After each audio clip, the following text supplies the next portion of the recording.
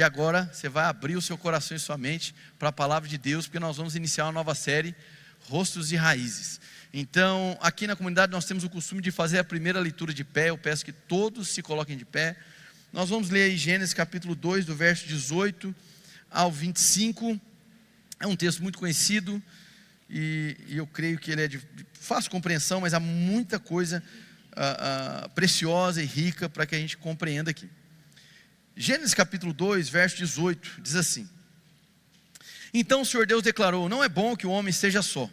Farei para ele alguém que o auxilie e lhe corresponda. Depois que formou da terra todos os animais do campo e todas as aves do céu, o Senhor Deus os trouxe ao homem para ver como este lhe chamaria. E o nome que o homem desse a cada ser vivo, esse seria o seu nome. Assim, o homem deu nomes a todos os rebanhos domésticos, às aves do céu e a todos os animais selvagens. Todavia não se encontrou para o homem alguém que o auxiliasse e lhe correspondesse. Então o Senhor Deus fez o homem cair em profundo sono. Enquanto este dormia, tirou-lhe uma das costelas, fechando o lugar com carne. Com a costela que havia tirado do homem, o Senhor Deus fez uma mulher e levou até ele. Disse então o homem: Esta sim é osso dos meus ossos e carne da minha carne. Ela será chamada mulher, porque do homem foi tirada. Por essa razão o homem deixará pai e mãe e se unirá à sua mulher, e eles se tornarão uma só carne. O homem e sua mulher viviam nus e não sentiam vergonha. Feche os seus olhos. Nós vamos orar nesse instante. Graças a Deus. Aleluia. Graças a Deus. Senhor, em nome de Jesus, nós queremos te agradecer pela oportunidade de ser igreja, Pai. Obrigado, Senhor, pelo privilégio de poder fazer parte da missão do céu. Uma missão que começou no seu coração. Uma missão iniciada pelas suas próprias mãos. E hoje nós estamos aqui, Senhor, compartilhando da boa mensagem. Estamos aqui nos curvando literalmente, mas também de dentro para fora, diante da sua presença. E nós te pedimos nessa manhã, Pai, fala conosco, Pai. O Senhor conhece a origem e destino de cada um aqui. O Senhor conhece as lutas, enfrentamentos, questionamentos de cada um aqui. Então, Senhor, que os nossos corações possam estar expostos nessa manhã. Expostos à Tua presença. Sabe, Senhor, ilumine, coloque luz em áreas que talvez estejam bagunçadas. Traga luz, Senhor, a áreas que nós nos sentimos confusos, desorientados. E Senhor, todos nós aqui, por vontade sua, viemos a este mundo por meio de uma família. Então, Pai, que nós saibamos administrar ao longo dessa série a nossa sensibilidade com temas familiares. Em nome de Jesus, Pai, nós oramos para que ao longo dessas semanas nós possamos testemunhar restaurações, reconciliações, recomeços. Que a luz do Evangelho, Senhor, brilhe no coração de cada marido, de cada mulher, de cada filho, de cada pai, de cada mãe, de cada pessoa, Senhor, que hoje está solteira, daqueles, Senhor, que enfrentaram divórcio, daqueles que enfrentaram ou enfrentam a viuvez. Senhor, em nome de Jesus, nós estamos aqui como Tua família, nós queremos aprender de Ti, estamos abertos ao Teu convencimento, ao convencimento do Espírito. Essa é a Sua igreja, este é Seu povo, e nós estamos aqui, Senhor, sedentos por mais da Sua presença. Nos marca com a Sua presença nessa manhã, em nome de Jesus, amém. Graças a Deus, pode sentar.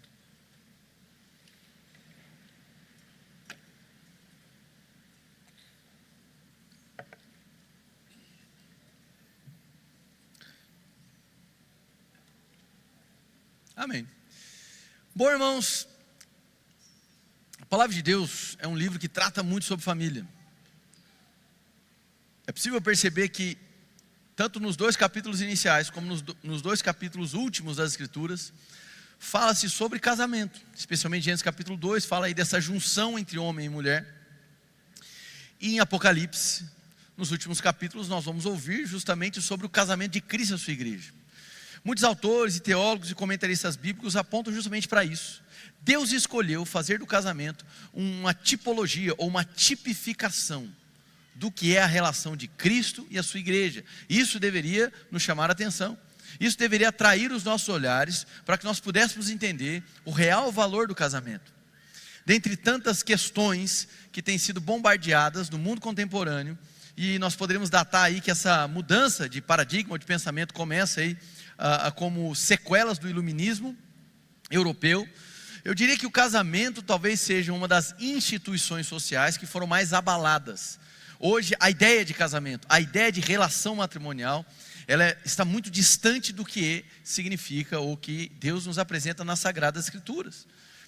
E como isso se tornou um status quo, como isso se tornou comum na sociedade, ou seja, pensar o casamento, pensar a relação a dois, segundo a maneira que o mundo propõe, muitas das vezes esse tipo de pensamento está se misturando com o pensamento bíblico. E isso obviamente gera uma distorção.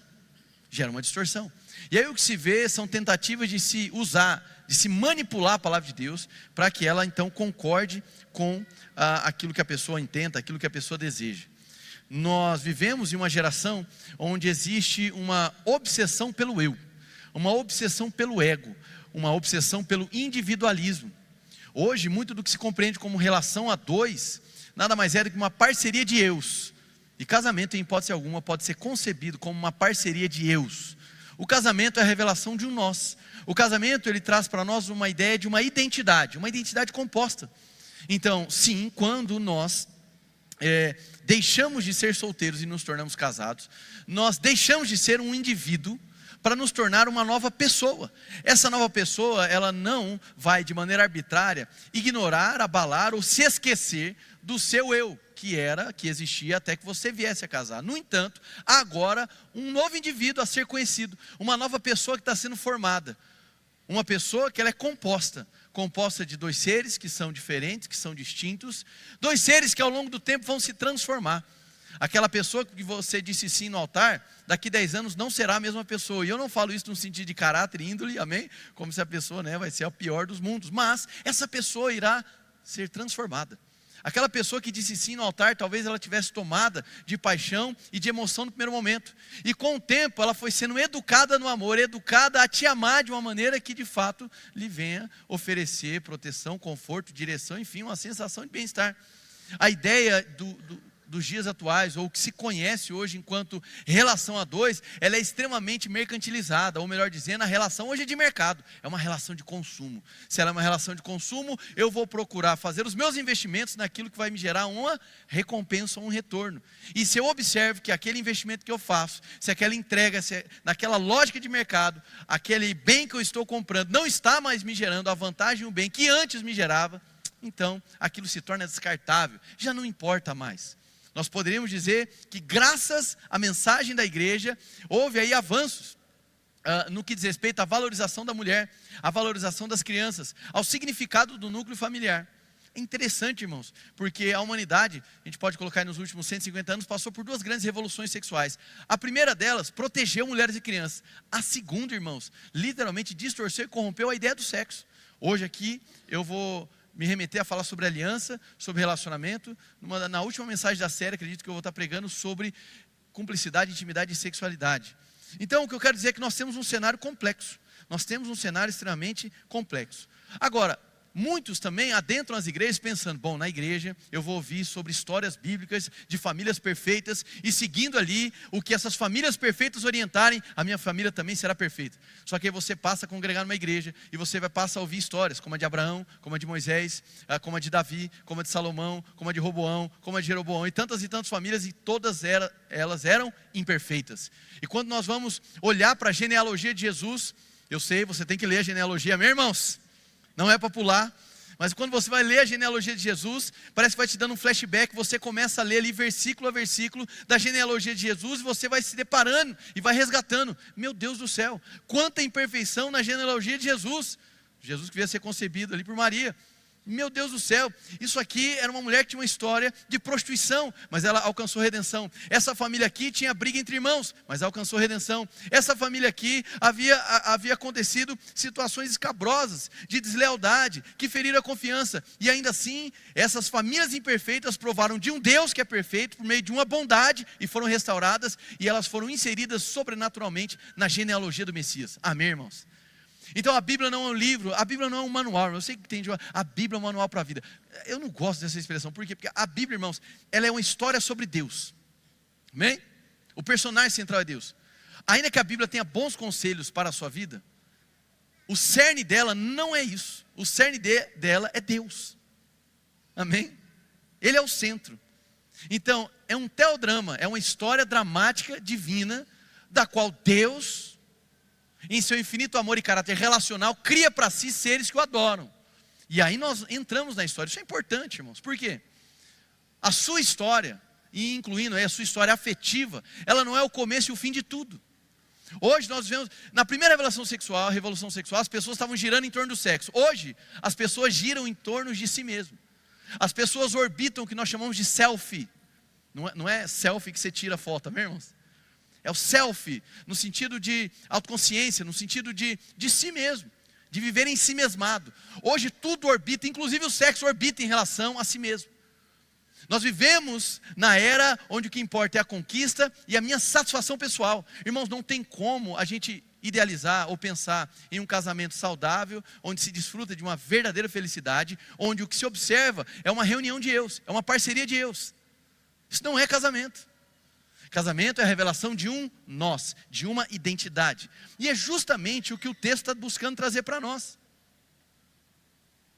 Se tornou uma só carne. Vamos novamente lá para Gênesis capítulo 2, que olha só interessante. Então o Senhor Deus, verso 21, fez o homem cair em profundo sono, e enquanto este dormia, tirou-lhe uma das costelas, fechando o lugar com carne.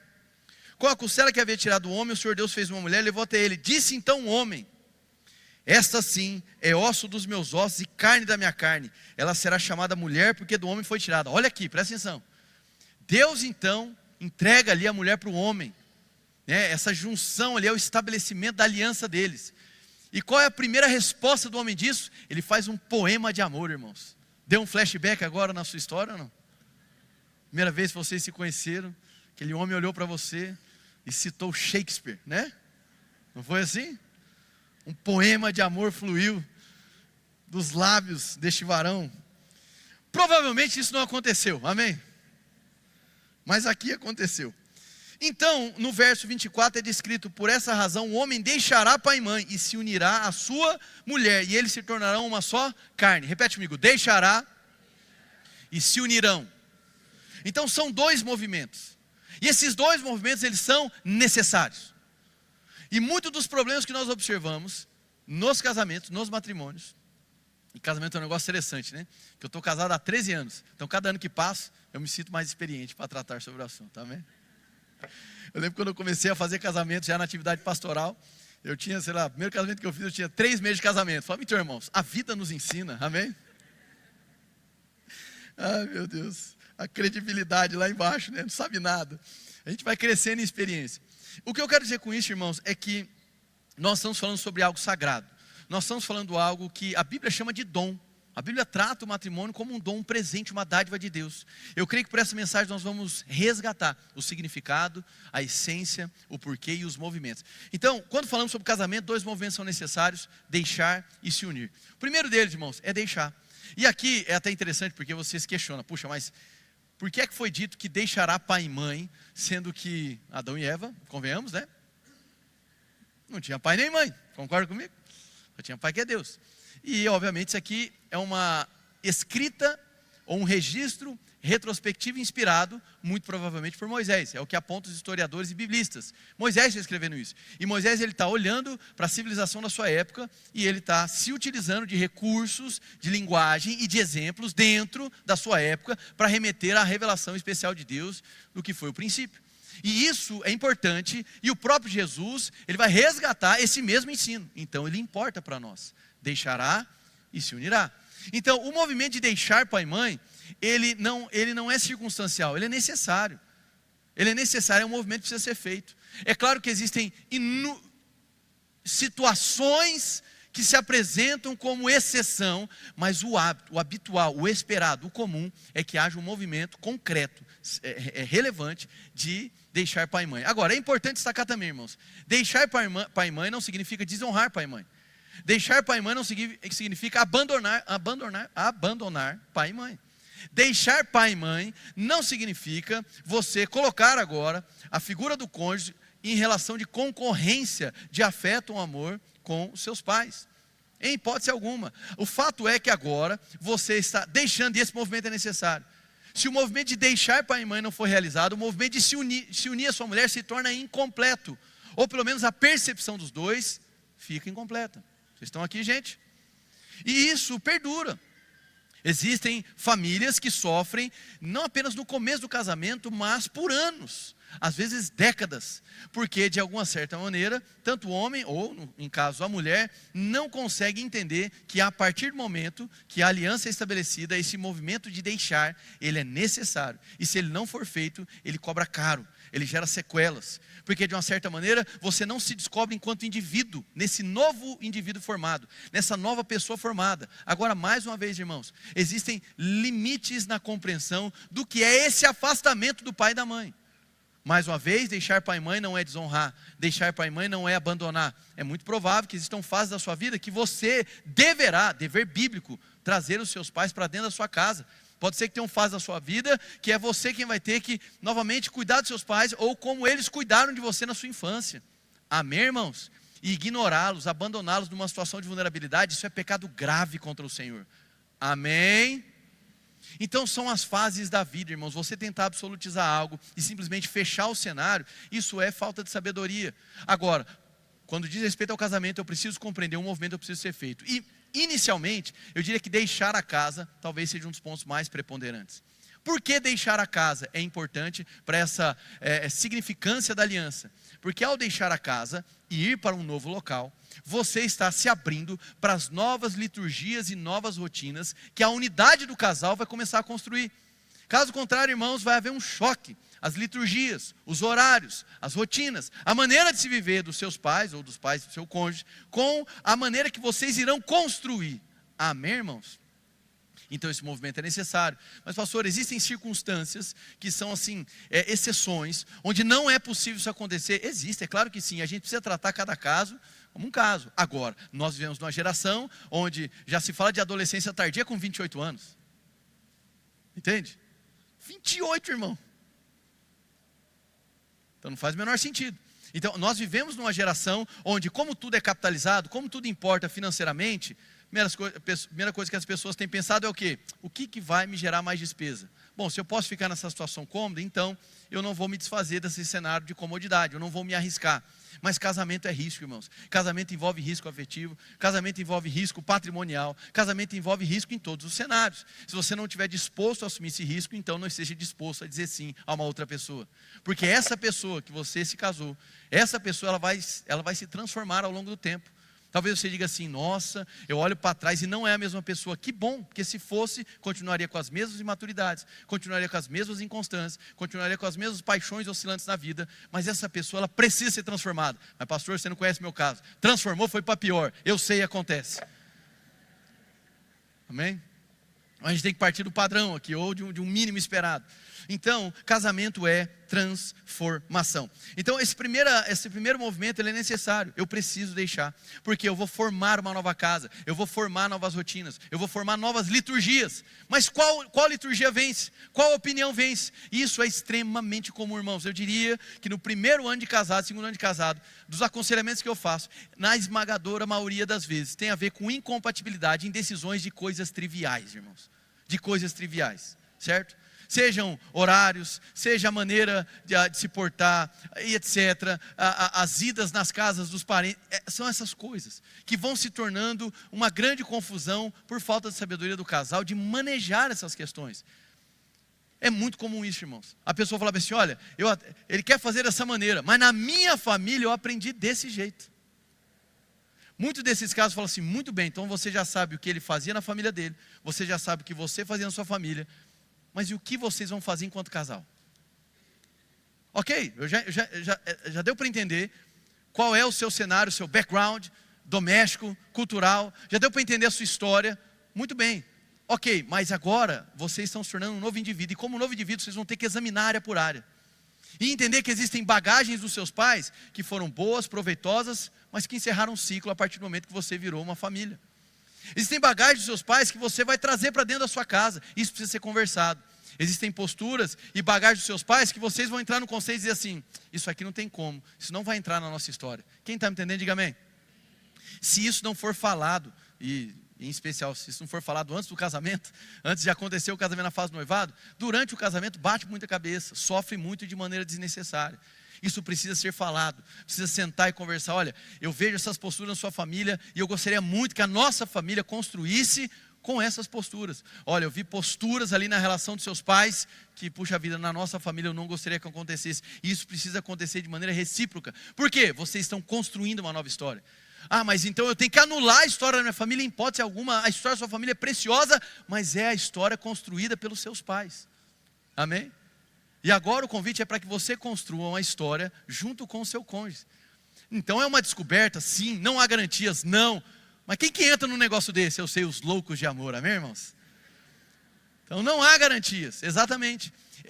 Mas vale o investimento, sim. Por quê? Porque família é algo que nasceu no coração de Deus. E por isso nós nos empenhamos, nós tentamos ali tatear na palavra de Deus, para onde Deus está direcionando. E aí eu faço uma pergunta para vocês, né? Estamos aí diante desses dois movimentos. De afastamento dos pais, né, de deixar pai e mãe, e de unir-se, se tornar uma só carne. É uma unidade composta, então é uma unidade dos pares, de um par. São pessoas distintas, mas que se tornam um. É a jornada de descobrimento desse novo indivíduo. Quem eu sou na relação, quem eu sou agora que eu me torno um. Irmãos, quando esses movimentos não são feitos, sabe o que acontece? Dores do marido não tocam a esposa, dores da esposa não tocam o marido. E aí você desenvolve uma insensibilidade mútua. O que deveria ser um destaque da bênção de Deus, que é a mutualidade no serviço, na compaixão, se torna uma mutualidade de ataque. Entende? Quantas e quantas vezes eu já pude lidar com cenários de gabinete pastoral, boa parte deles, nós estamos lidando com famílias ao longo dos anos. E sabe, irmãos, muitas das vezes nós enxergamos, sabe o quê? Uma insensibilidade com a dor do outro ao qual você disse sim. O que dói no outro já não dói mais no outro. Coisas pessoais, coisas íntimas, sabe, situações que o feriram. E aquilo vai entrando numa rota do automático. E uma das coisas que precisa ser resgatada é essa sensibilidade a partir de um conceito de mutualidade. Se eu me tornei uma só pessoa, eu preciso valorizar a dor no meu cônjuge, porque a dor no meu cônjuge fere a pessoa do casamento. Quem está entendendo, diga amém. Se eu não percebo, se eu não acolho, se eu nem consigo sentir a dor do outro, talvez eu não compreenda a pessoa que tem sido formada nesse casamento. E se eu não compreendo a pessoa que tem sido formada, fatalmente eu não entenderei o significado do casamento. Há um grande pastor brasileiro, que eu gosto demais de ouvir as suas mensagens e ler os seus livros, inclusive tem livros dele ali, chamado Emílio Garófalo. E ele faz uma definição sobre casamento que para mim é uma das melhores definições. Eu quero trazer aqui para vocês. Ele vai dizer da seguinte maneira: casamento é um pacto de companheirismo em amor entre um homem e uma mulher. Então repete comigo: casamento é um pacto. Então muito bem, então primeiro ponto, casamento é um pacto. Eu diria que essa é uma das melhores definições. Casamento é um pacto. O que envolve um pacto? O pacto envolve promessas. Pacto envolve lei. Pacto envolve direitos e deveres. Não confunda a relação pactual do casamento com a relação de contrato social que a modernidade enxerga. Amém? É algo mais profundo. Muitos pensam assim: não, o que mantém o casamento ou o que sustenta é o amor. Não, é o pacto. O pacto é o que dá vazão. O amor é o componente prático que vai ser expressado. No amor nós podemos ser educados. O pacto deve ser cumprido. É por isso que existem fases no casamento onde aparentemente o amor diminuiu, mas o pacto permanece. Existem circunstâncias onde, segundo o testemunho de casais, o amor acabou. Mas ainda assim existe um pacto. E por conta do pacto é possível de ser evocado amor. Quem está entendendo, diga amém. Diferente, né? Mas o pacto ele vai envolver promessas, responsabilidades, direitos e deveres. Se eu não entendo o significado, a profundidade do pacto, eu vou olhar para o amor. E, como é natural, nos nossos dias, nós vamos reduzir a ideia de amor a sentimento. E aí nós vamos pautar as decisões do matrimônio a partir do que estamos sentindo. No entanto, a palavra de Deus pontua: o nosso coração é enganoso e o nosso manejo emocional, muitas das vezes, ele é extremamente confuso. O que é celebrado no dia do altar, irmãos, não é a emoção que você está sentindo. Embora a emoção aconteça, e é importante que ela esteja presente. Mas o que é testemunhado no altar é a celebração de um pacto. E no pacto nós fazemos promessas de amor. Você está prometendo seguir a vida e olhar para um futuro do qual você terá um tipo de postura, atitude e também sentimento que continuará ofertando acolhimento, amor para aquela pessoa, ainda que você não saiba a pessoa que ela irá se transformar, porque as pessoas são transformadas durante o casamento. Amém, irmãos? É a partir do pacto que se cria uma unidade familiar. Então o casamento é um pacto de companheirismo. Repete comigo, companheirismo. O que significa isso? Andar junto, irmãos. Andar junto. É andar junto. Um dos conceitos mais destruídos, irmãos, destruídos a nível de casamento, é o conceito de correspondência, que deriva isso aí de companheirismo. E por que ele é compreendido de maneira equivocada? Porque muitos pensam que correspondência é troca. Entende? Então, eu faço algo e eu espero que meu cônjuge retribua. E aí muitos chamam isso de correspondência. Mas isso não é correspondência, isso é troca. Tem pessoas que elas não estão se relacionando com o cônjuge, elas estão jogando. Então ela vai um pouco para ver até onde o outro vai. Aí se ela não observa tanta entrega do parceiro, também não se entrega tanto. Isso é jogo, isso não é relação. Isso é um tipo de manipulação. Isso é diabólico. Correspondência deriva de corresponsabilidade. Então a correspondência não é a troca que eu faço. A correspondência é o que é observado quando as duas partes entregam a sua porção de responsabilidade no casamento. Amém, irmãos? Então, é uma jornada de cada um no casamento, de descobrir qual é a sua parcela, qual é a sua porção, qual é a sua responsabilidade, quais são os seus direitos, quais são os teus deveres, quais são as promessas que foram feitas. E aí você percorre o trecho. Por quê? Porque na jornada matrimonial, nós vamos testemunhar momentos onde um vai entregar mais que o outro. Na relação de comércio da modernidade, isso não faz sentido. O quê? Eu vou me desgastar, eu vou me entregar por alguém que não está me retribuindo, que não está me retornando? Isso não faz o menor sentido. Para a lógica de mercado não faz sentido, mas essa é a lógica do casamento. Vou me colocar como exemplo.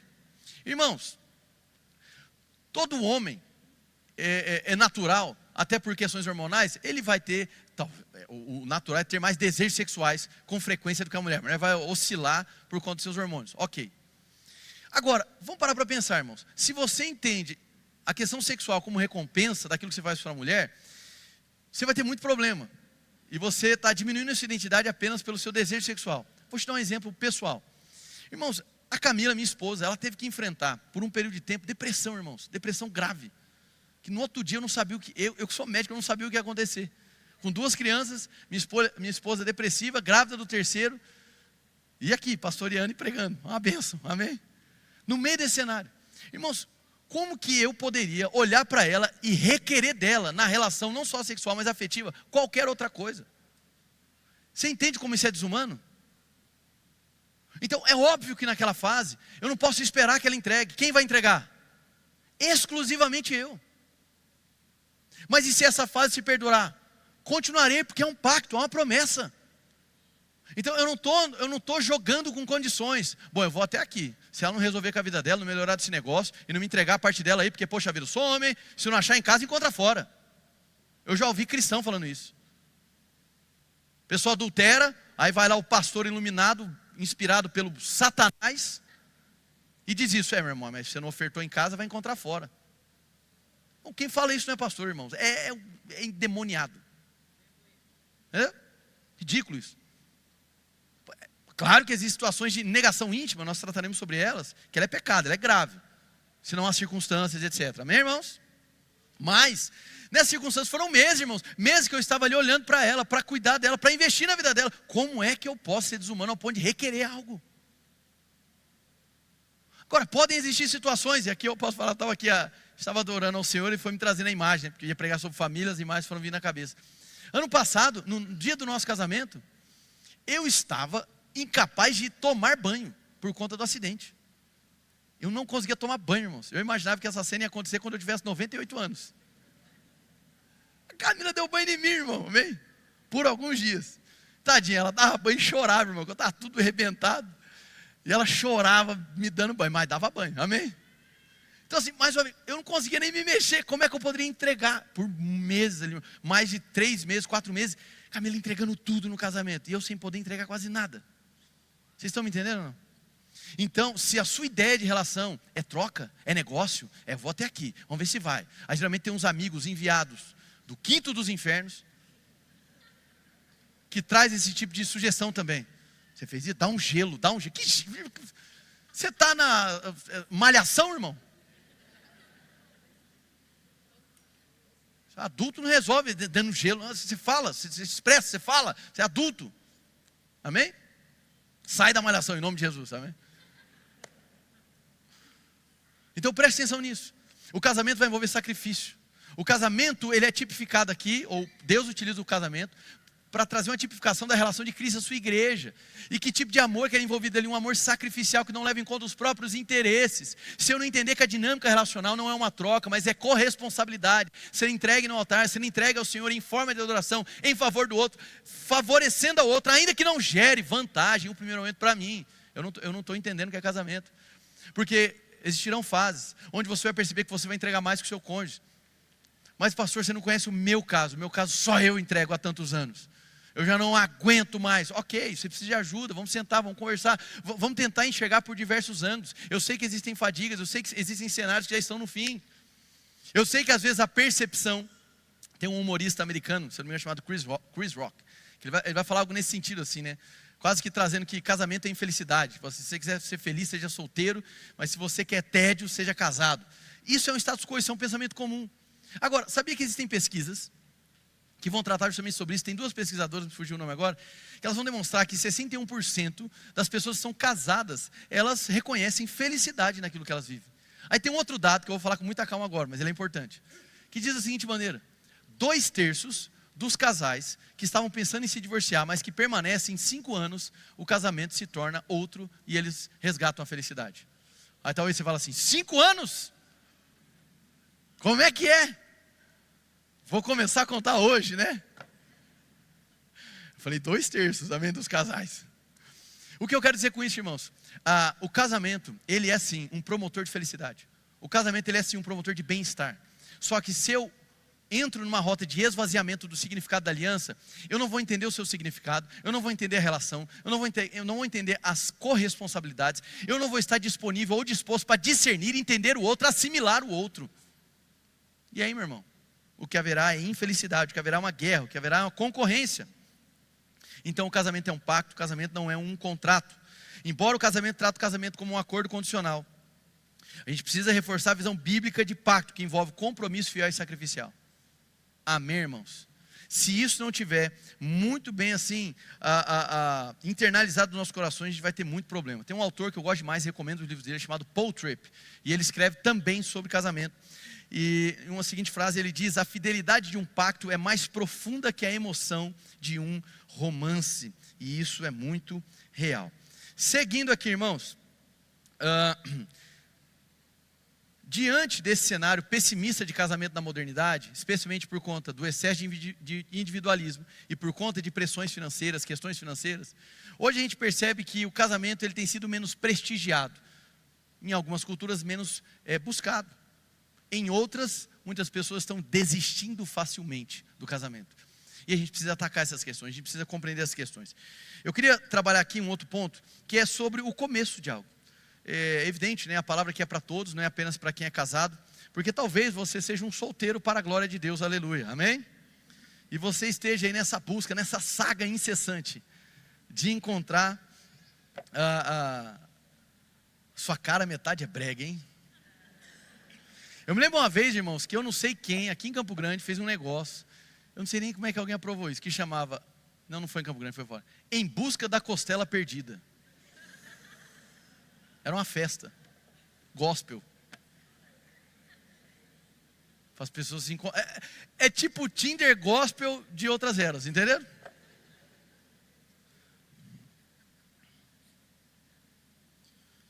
Jesus.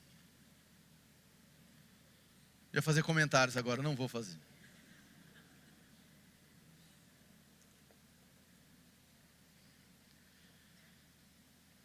Então, para você que está procurando, eu queria dizer algo para você rapidamente. Se você é um cristão, procure alguém que seja cristão. Amém? É básico isso. Entenda, não é uma questão de obrigação, é uma questão de sabedoria, irmãos. O casamento, a formação de um casal, ele vai envolver discernir o outro, compreender o outro. Como diria W. Tozer, o que você pensa acerca de Deus é o que há de mais importante sobre você. Se você não consegue, você que está solteiro, amém, irmãos? Você que está solteiro. Casei e depois me converti, me lasquei. Não, calma. Vamos chegar lá porque Paulo trata sobre isso. Mas, se você está solteiro hoje, de maneira sábia, procure alguém que crê em Jesus. Porque senão, irmão, você vai começar na incompatibilidade, na dificuldade de compreensão, na dificuldade de discernimento. Não, pastor, mas eu namoro para evangelizar. Não vem não, isso é safadeza, irmão. Namoro evangelístico. Mas deu certo com a pessoa que você conheceu. Vou falar o que eu escutei minha vida toda. Você não é igual a todo mundo, amém? Então sai dessa, não vai por aí. Isso é algo muito, muito perigoso. O fato de algumas experiências terem dado certo não significa que é um padrão. O padrão aqui é ser sábio. E sendo sábio, irmãos, procure alguém que crê em Cristo. Glória a Deus. Você vai ter uma jornada de assimilação do outro. Começar sem haver da outra parte um mínimo de consciência e de entrega a Cristo, sendo você um cristão, você vai sofrer demais, irmãos. Entende? Coopera com a vida dessa pessoa, se é alguém que você tem afeto, mas ela não conhece a Cristo, de todo o coração, ajude ela nessa jornada, mas não se envolva afetivamente, pelo amor de Deus, sexualmente, sendo que você crê em Jesus e a pessoa não crê. Amém? Segundo ponto, você é solteiro, para a glória de Deus. Procure alguém que continuará a ser atraente para você quando perder a beleza da juventude. Amém? Então, muitos autores e poetas dizem que o sentimento verdadeiro está na maneira que nós olhamos para o outro. Isso tem uma lógica. Primeiro porque, convenhamos, os olhos, né, enquanto janela da alma, alguns vão dizer, ele nos ajuda a capturar coisas que outras partes não capturariam. Então, o olhar é algo que marca, concorda comigo? Agora, o olhar também é pedagógico, irmãos. Por quê? Porque à medida que a pessoa vai perdendo o vigor e as virtudes da sua juventude, o olho não muda. Então, quanto mais você olha para o olho e lembra o que aconteceu, amém? As demais coisas ficam secundárias. Quem entendeu, diga amém. Então, você está olhando, o tempo está passando, né, e a beleza, pela gravidade também, está sofrendo alterações. Olha no olho, irmão, amém? No fundo do olho.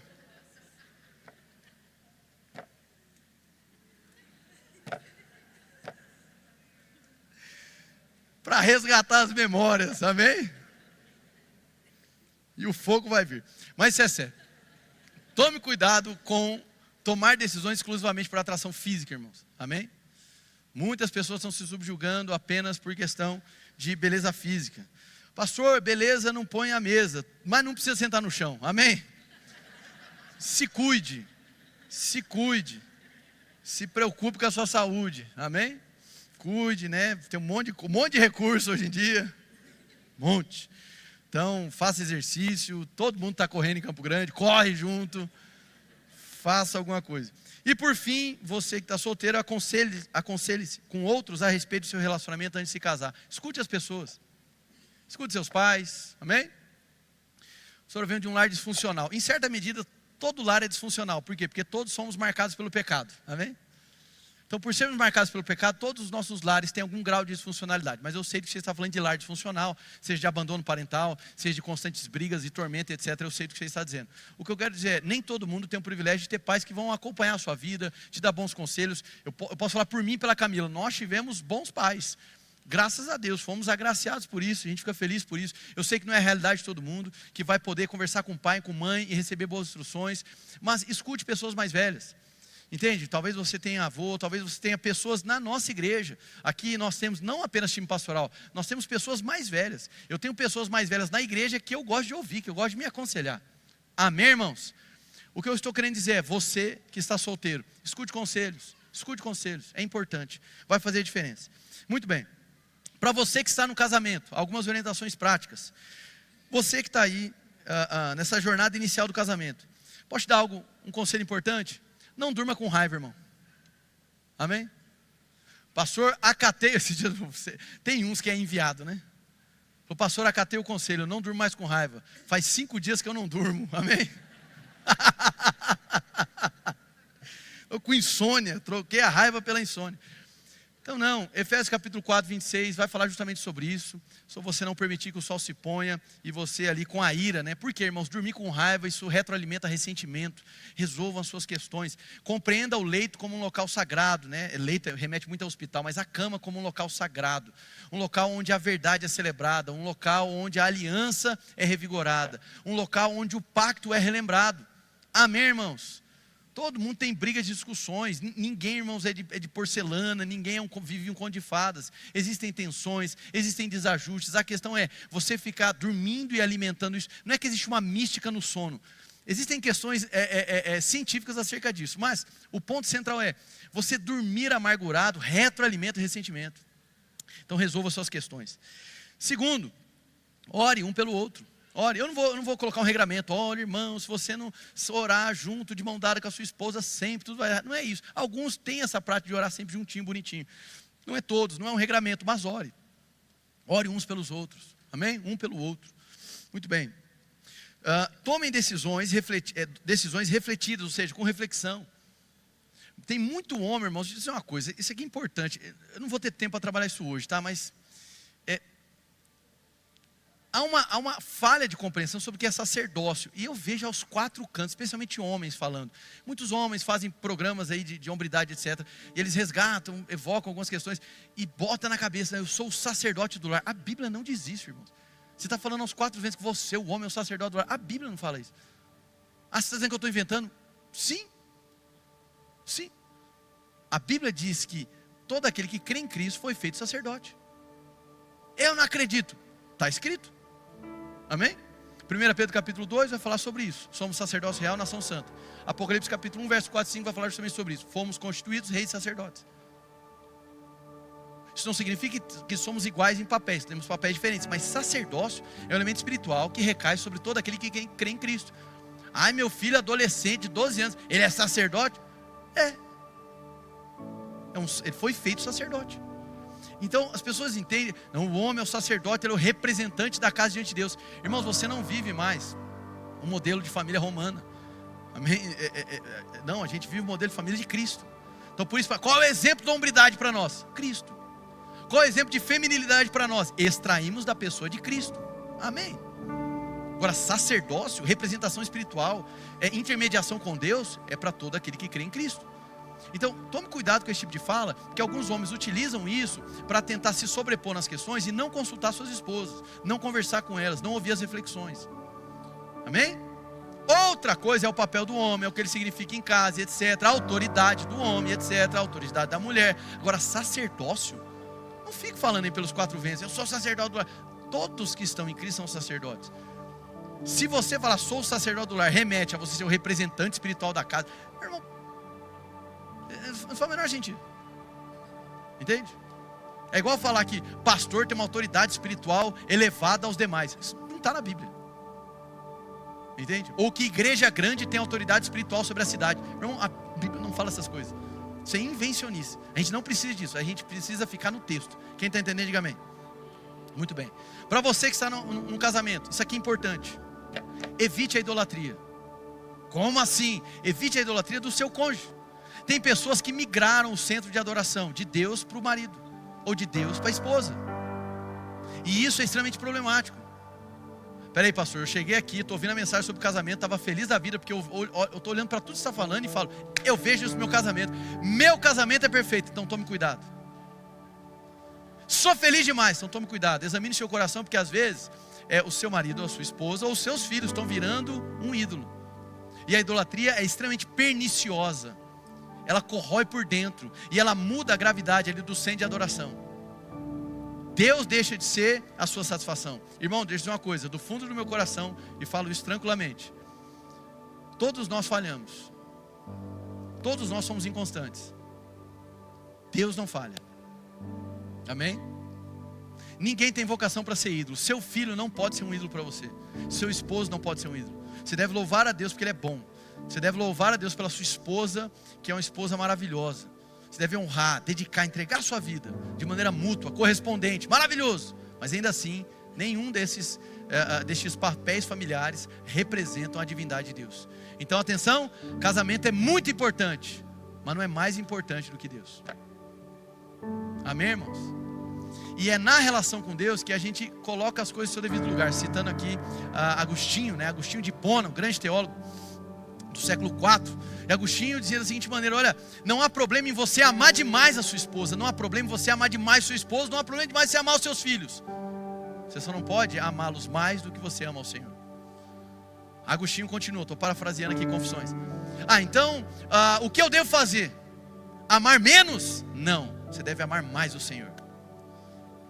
Você não deve amar menos o seu esposo, amar menos a sua esposa, amar menos os seus filhos. Você deve amar mais o Senhor. Quem está entendendo, diga amém.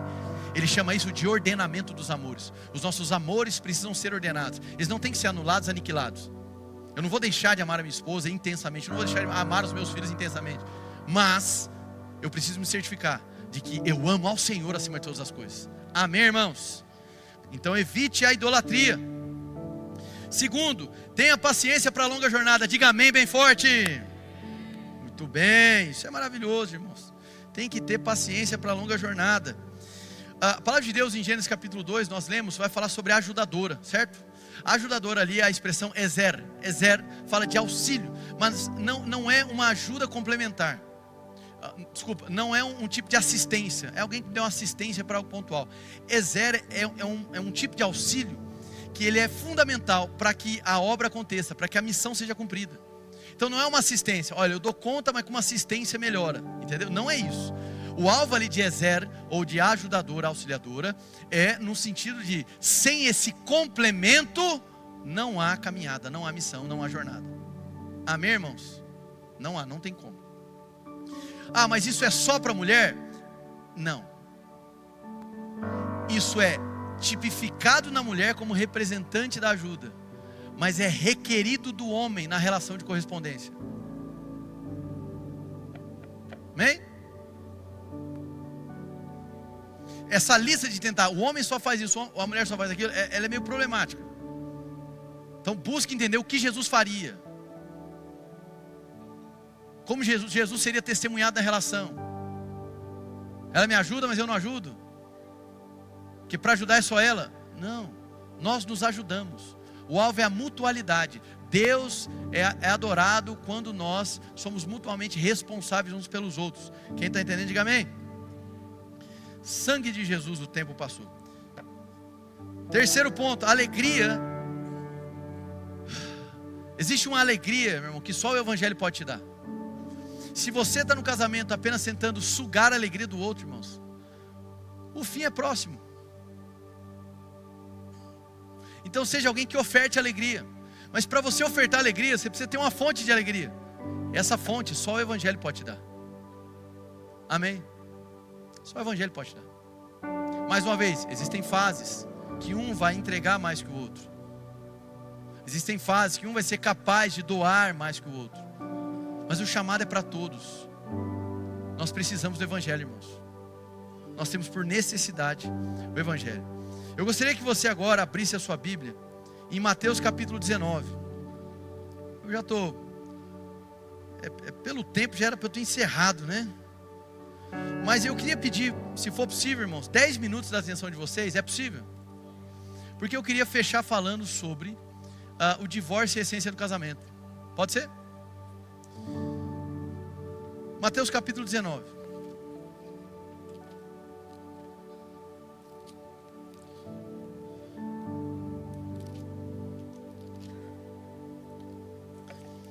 Mateus 19, verso 1. Quando acabou de dizer essas coisas, Jesus saiu da Galiléia e foi para a região da Judéia. No outro lado do Jordão, grandes multidões o seguiam e ele as curou ali. Alguns fariseus aproximaram-se dele para pô-lo à prova e perguntaram. Então quem é que se aproximou de Jesus? Os fariseus. É permitido ao homem divorciar-se de sua mulher por qualquer motivo? Ele respondeu, vocês não leram que no princípio o Criador os fez homem e mulher? Jesus, irmão, sempre responde perguntando. Isso era embaçado, né? Vamos lá. E disse, por essa razão o homem deixará pai e mãe, se unirá à sua mulher e os dois se tornarão uma só carne. Assim eles já não são dois, mas sim uma só carne. Portanto, o que Deus uniu, ninguém separe. Perguntaram eles: então por que Moisés mandou, diga mandou, tá, dar uma certidão de divórcio à mulher e mandá-la embora? E Jesus respondeu: Moisés permitiu, diga permitiu, que vocês se divorciassem de suas mulheres por causa da dureza de coração de vocês, mas não foi assim desde o princípio. Eu lhes digo que todo aquele que se divorciar de sua mulher, exceto por imoralidade sexual, e se casar com outra mulher, estará cometendo adultério. Muito bem, paramos aqui. Irmãos, vamos deixar muito claro: divórcio não é o plano A de Deus, e nem o plano B, e nem o plano C, amém? Mas existe sim uma cláusula de exceção para que divórcios aconteçam. Agora, para que a gente possa se debruçar nesse texto, e também em 1 Coríntios 7, que Paulo vai tratar sobre divórcio também, preciso que você preste muita atenção. Nós precisamos entender o contexto. Jesus aqui está falando com fariseus. Então qual era a celeuma, qual era a questão sobre divórcio ali? A época de Jesus, ao longo das décadas até a chegada de Jesus, nós vamos ter algumas escolas rabínicas de interpretação da lei de Deus. A pergunta aqui se refere a Deuteronômio capítulo 24. Deuteronômio capítulo 24, verso 1 ao 4, vai falar sobre divórcio. Só que a expressão que é utilizada ali sobre motivação para divórcio, ela é indefinida em Deuteronômio 24. Não é uma palavra específica, entende? É uma palavra que abre margem para interpretações. E aí você tinha escolas de pensamento. E haviam duas em especiais, inclusive Jesus cita-as. Uma é a escola de Hillel, era uma escola rabínica. Por exemplo, o apóstolo Paulo, ele cresceu aos pés de Gamaliel, que era discípulo de Hillel. Então, muito provavelmente ele partia, o judaísmo dele partia dessa interpretação. E tinha uma outra que era a escola de Shammai. Qual era a diferença de Hillel e Shammai? Interfere diretamente aqui na discussão. Por quê? Nós tínhamos ali a escola de Hillel, que ela entendia que por qualquer banalidade, e eles escreviam essas banalidades, o casamento poderia ser desfeito, diluído. Certo? Do tipo, a comida estragou, cozinhou mal, pode divorciar. Parece bobeira, mas eram trivialidades que eram registradas. Então, incompatibilidades quaisquer, entende? Não eram apenas questões mais graves, questões triviais eram utilizadas. Isso, de certa maneira, desprotegia a figura da mulher. Os homens acabavam por usar as figuras das mulheres, percebiam uma inconsistência, rapidamente ali diluídos, faziam o casamento e embora. E muitos já pensam assim: não, é porque lá apontava sobre adultério. Irmãos, a gente está falando de uma cultura que tolerava até então poligamia. Então o adultério era concebido como tomar a mulher do outro, porque tomar uma mulher para si, além da que você já tem, a princípio, a priori, não fosse aceito, aprovado por Deus. A primeira figura de adultério nas escrituras, de poligamia na Bíblia, é Lameque, que além de polígamo era extremamente agressivo, violento. Então Deus não tem compatibilidade nenhuma. Deus sempre deixou muito claro e estabeleceu uma realização de união monogâmica e entre homem e mulher. Isso aqui é o ideal apresentado nas escrituras. Quem entendeu, diga amém. Então Jesus está se deparando com duas escolas. A escola de Shammai interpretava de maneira diferente. Fala assim: não é assim não. Então a gente não segue o que Hillel fala. A escola de Hillel vai dizer que são por trivialidades, pode chegar a diluir o casamento. Nós entendemos que não. Jesus demonstra então que ele, vamos dizer assim, compactua mais com a interpretação rabínica de Shammai e não com a de Hillel. E aí ele vai trazer ali vamos dizer assim, uma teologia que é espetacular. Porque Jesus está dizendo, ele vai dizer assim: olha, existe algo que vem antes da lei de Moisés. Existe o princípio, repete comigo, princípio. Ele está dizendo assim: ok, a lei de Moisés diz isso, há uma interpretação sobre a questão do divórcio, mas existe algo que vem antes da lei de Moisés, é o princípio. E aí ele vai evocar o que está em Gênesis capítulo 2, certo? Deixará o homem, seu pai e sua mãe, e se unirá à sua mulher, amém? Muito bem, então ele está evocando e demonstrando: existe algo que vem antes de Moisés. E enquanto os fariseus estavam utilizando Moisés mandou, Jesus vai falar: Moisés permitiu. A expectativa deles é o quê? É mandamento. Jesus falou assim: não, é uma permissão. E por que essa permissão? Por conta da dureza de coração de vocês. Basicamente o contexto, Jesus está dizendo assim: ei, no ato do divórcio, e ele pode acontecer, há uma permissão para ele que aconteça, mas quando ele vier a acontecer, a mulher não pode ficar desprotegida. Então Jesus está indo pela figura da mulher aqui. Porque uma mulher divorciada à época, meu irmão, ela era divorciada e apartada de bens, de terra, de tudo. Ela ficava desamparada, se tornava uma vulnerável. Primeira questão organizacional da igreja primitiva em Atos 6 era sobre o quê? O cuidado com as viúvas. Amém? Então isso era uma questão que importava. Então qual é a temática aqui? Poligamia. Poligamia. Jesus está indo contra isso. Ele está se demonstrando completamente contrário a isso. Então Jesus procura mostrar que Deus está mais interessado no casamento do que no divórcio. Sua postura é que o casamento é monogâmico e deve durar por toda a vida. E Jesus vai corrigir os fariseus, não é mandou, ele permitiu. A dureza de coração fala da obstinação do pecado, certo? Vocês são duros de coração. O pecado humano que leva alguém a quebrar os votos do casamento. Agora tá, mas ele traz aí uma cláusula de exceção, que é o quê? Na sua Bíblia está o quê? Adultério ou imoralidade sexual. A palavra aqui é porneia, que não é a palavra comumente utilizada para falar sobre adultério. Adultério, se eu não me engano, é maluac, se eu não me engano. Mas porneia pode ser adultério dependendo do contexto. Porneia pode falar de imoralidade sexual. Porneia pode falar sobre importunação sexual. Porneia pode envolver pornografia. Porneia pode envolver pedofilia. Porneia pode envolver uma série de posturas. Há uma dúvida se porneia poderia envolver também o caráter de abandono, que vai ser apontado mais por Paulo em outra carta. Então o ponto é, porneia aqui é o que quebra o voto do casamento. Porneia aqui é a ofensa grave contra a aliança de Deus. E que por conta de um ato de porneia, existe a possibilidade daquele casamento deixar de existir. Então isso não são trivialidades. Quem está entendendo, diga amém. Jesus é a favor do casamento. Deus ser a favor do casamento e ser contrário ao divórcio, ódio de Deus é diferente do nosso ódio. Ser contrário ao divórcio, odiar o divórcio, não significa que Deus tolera o mal, irmãos. Tem muita mulher que está prestes a morrer por conta de dogma religioso. E é infinitamente melhor uma mulher divorciada do que morta, irmão. Ok? Não, porque Deus uniu, então não pode separar porque é pecado. Irmãos, pecado é você macular o outro, você desfigurar o outro, você fazer abuso psicológico no outro, fazer abuso sexual, você fazer abuso de todas as sortes. Tem pessoas hoje que estão abaixo desse dogma. Não pode divorciar de jeito nenhum. Enquanto tem uma outra ala que quer divorciar por qualquer coisa. Porque nós somos incompatíveis. Não, irmãos, é incompatível mesmo. Mas quando vai ficar compatível? Nunca, isso é casamento. Mas eu achava que casamento é encaixe. Sai da malhação, irmão. Laços de família, pronto, evoluiu. Casamento não é encaixe, é atrito. Aleluia. Agora, esse atrito pode produzir algo bom, ou esse atrito pode produzir algo ruim. Estão me entendendo? Então sai da ilha da fantasia. Se você está esperando uma pessoa pronta, não se case. O casamento você vai se desenvolver, a pessoa vai se desenvolver. É uma relação de sacrifício, uma relação pactual. Você se entrega. Agora, existem situações onde o voto é comprometido, onde existe uma ofensa grave. Essa ofensa grave é classificada como porneia. Então Jesus corrige a teologia da época, estou acabando, afirmando que a base teológica correta é o princípio e não Moisés. Aqui vemos o ideal cristão da restauração de todas as coisas conforme o princípio. Então a postura de Jesus protege a mulher injustamente despedida. Jesus está afirmando que um divórcio não válido implica adultério.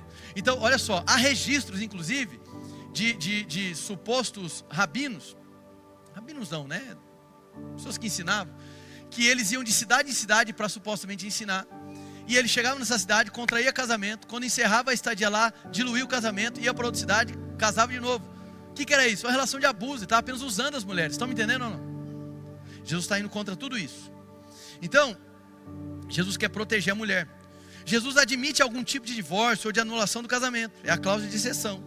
O problema é a porneia. Então vamos lá, recapitulando. O divórcio não é plano de Deus. O divórcio sempre é um desastre traumático. Divórcio sem motivo é pecado.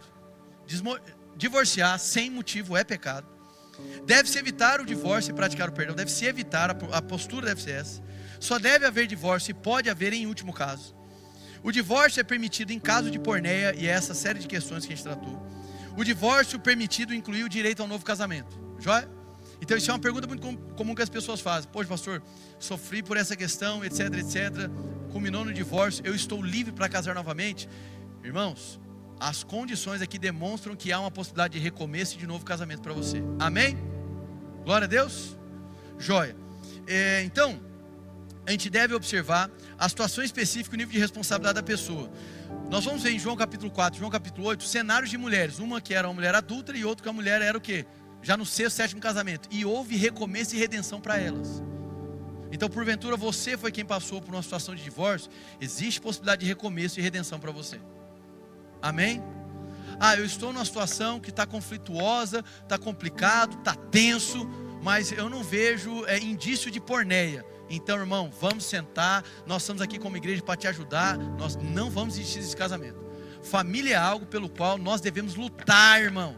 Hoje a gente luta por emprego, luta por uma vaga, luta por estudo, luta por dinheiro, mas quando fala em família, o primeiro desconforto, compatibilidade, eu já não sei se é mais para mim. Saia da lógica de mercado. Matrimônio é pacto, irmão. Matrimônio é pacto, onde promessas de amor são feitas. Fases boas e ruins vão acontecer com todo mundo. Fase onde você vai entregar mais que o outro, vai acontecer com todo mundo. Correspondência não é troca. Você está entendendo? Diga amém. Então, muito bem. Então, para fechar de uma vez por todas, né? Mesmo numa situação de adultério, ainda que haja legitimidade por divórcio, deve ser fomentado a possibilidade de restauração? Sim. Eu falo isso por experiência pastoral. Infelizmente, nos últimos anos, o volume de situações de adultério tem aumentado. Isso é triste. Ao mesmo tempo, vem o outro lado. Na maioria das situações, há restauração, graças a Deus. Não é fácil, mas eu diria que assim, mais de 90% dos casos, com a graça de Deus, são restaurados. Amém? Mas não desiste, irmão. Você está numa relação de pacto. Essa pessoa que está aí do seu lado, né? No caso do seu cônjuge, relação de pacto. Está noivinho? Se cuida, irmão. Se certifica que a relação de casamento, ela é um pacto que envolve promessas, direitos e responsabilidades, deveres. Existe uma parcela de contribuição sua. A essência da porneia é a quebra da aliança. A aliança que foi celebrada é quebrada por conta da porneia. Há um trabalho de restauração, nem sempre é possível. Amém, irmãos? Graças a Deus. Paulo, em 1 Coríntios 7, eu não vou entrar aqui, mas fica para estudo. Eu vou dar só a introdução para você. Paulo, em 1 Coríntios 7, ele está tratando sobre outro assunto. Ele vai falar sobre divórcio, mas é outro assunto. Então, o contexto de Jesus, duas escolas rabínicas com interpretações distintas. No contexto de Paulo, ele está lidando com o quê? Cultura greco-romana. Pessoas que tinham se convertido, mas eram casadas com pessoas que eram pagãs. E a dúvida era assim: bom, então, o que eu faço? Eu me vi casado, mas eu estou casado com um pagão. Eu saio do casamento porque senão meus filhos não serão abençoados? Paulo fala: não. Vai continuar. Deu para entender ou não? Então Paulo está tratando sobre outro assunto ali. E aí ele vai dizer assim: olha, então é melhor que não case, em algumas situações. Então Paulo, ele não está desdizendo o que Jesus disse. Inclusive Paulo vai dizer assim: olha, agora eu falo, eu Paulo, não o Espírito. Eu Paulo falo. Como assim? Paulo não está falando mediante inspiração divina? Tá. Só que o que ele está dizendo é o seguinte: o que eu vou falar agora, Jesus não deixou um ensino específico de um caso específico. Então o que eu vou falar agora é de maneira prática, a partir dos princípios de Jesus. Deu para entender ou não? Porque Paulo está tratando sobre algo que Jesus não tratou especificamente. Jesus tratou outro caso. O princípio é o mesmo. Paulo está tratando sobre outras circunstâncias. Pagãos que eram casados com pessoas que haviam sido cristianizadas. Amém, irmãos? Então muito cuidado na leitura. Para a gente fechar de uma vez por todas, existe uma essência no casamento, irmãos. Formar uma unidade familiar para a glória de Deus. Se hoje o seu casamento está fraco, frágil, vulnerável, não desista, irmãos, peça ajuda. Se você hoje está inserido numa relação de abuso e agressão, peça ajuda. E de preferência, ligue primeiro para a polícia antes de me ligar, amém? Vai me ajudar muito. Isso é muito sério. Nós estamos aqui, irmãos, em favor da integridade das famílias e de cada indivíduo. Glória a Deus.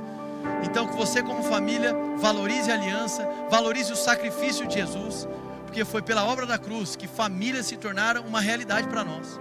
É por causa do sangue de Jesus que hoje você pode ser um homem, uma mulher e um filho para a glória de Deus. Quem foi abençoado, dá um glória a Deus bem forte aí.